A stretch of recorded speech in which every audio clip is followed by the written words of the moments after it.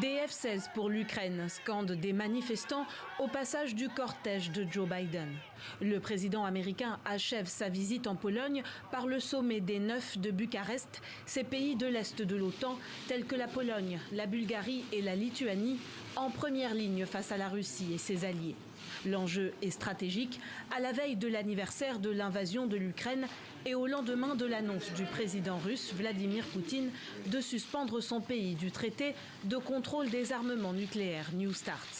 Monsieur le Président, une réaction à Poutine qui suspend la Russie de New START ? Je n'ai pas le temps. C'est une grosse erreur.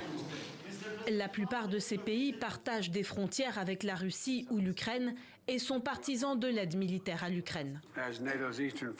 En tant que flanc oriental de l'OTAN, vous êtes en première ligne de notre défense collective. Et vous savez mieux que quiconque ce qui est en jeu dans ce conflit, non seulement pour l'Ukraine, mais pour la liberté des démocraties en Europe et dans le monde. Nous défendrons littéralement chaque pouce de l'OTAN. C'est un moment important. J'attends avec impatience nos échanges et les prochaines étapes que nous pouvons engager ensemble. Alors que l'OTAN pourrait bientôt s'étendre à la Suède et à la Finlande, le Kremlin a d'ores et déjà fait savoir qu'il considérerait cette décision comme une menace existentielle pour la Russie.